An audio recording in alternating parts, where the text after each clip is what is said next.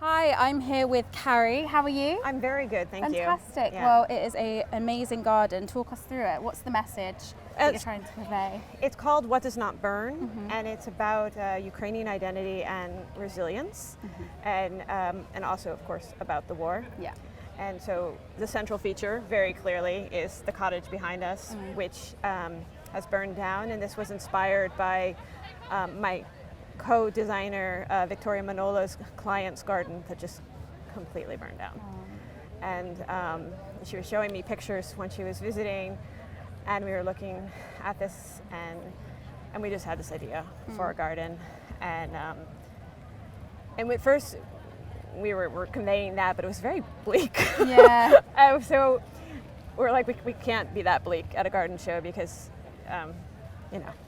Yeah. and you so, want to convey hope. And we wanted to have hope ourselves. Yeah. Yeah. And I think we needed the hope most of all. Yeah. So we built into the garden a lot of symbols of rebirth and resilience.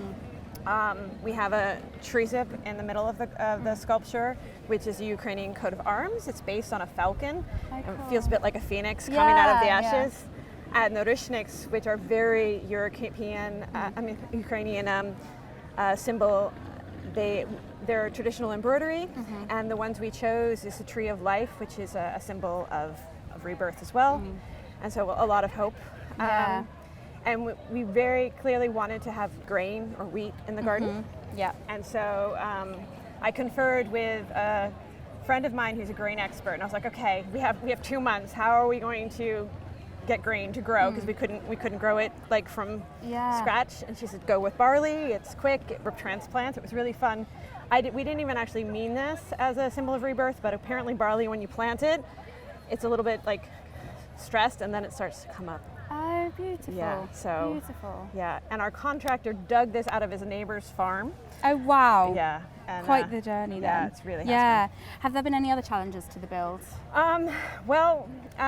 Sourcing plants has been really a challenge. Okay, yeah.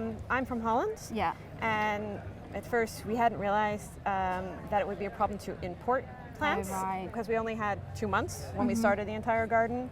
And so I sourced a lot of things in Holland, got things donated with nurseries that I work with regularly, and just as we were organizing transport, we found out we couldn't import any of them. No. So we had a week of serious scrambling. Yeah, absolutely. Yeah, but we managed it, in part again thanks to our contractor who literally dug out his green roof. And anything for the show garden. Really, no, above and beyond duty. We couldn't be more thankful. And we did some substitutes, like instead of real wild carrot, we used other umbels to substitute and just evoke that feeling. Yeah, thinking on your feet and changing it up. Yeah. And what's been the general reaction? Emotive. Yeah. Yeah. We knew it was emotional, but when you're in it, you sort of just get used to it. And people seeing it for the first time, there've been a lot of people crying, and it just. I think that's something you really. I think in a good show garden, you shouldn't have to explain it. It should get people in the gut. Speak for itself. Yeah. And I think this really does. Yeah. Especially the symbol of the cottage. Yeah, it's so striking. Yeah. And well, I'm really pleased that. Thank you. It's sort of having the impact that you wanted it to. It is. And and maybe I should mention as well, one of the things that was really important for us is that if we're doing this garden, yes, it's about expressing Ukrainian identity, but we also want to give back to Ukraine, and we have started up a fund, and we're doing crowdfunding to rebuild parks and green spaces in Ukraine. That's fantastic. Yeah. Well, that speaks right to our readers' hearts, I'm sure. Yes. So thank you so much for speaking to us today, and best of luck for the rest of the week. Thank you.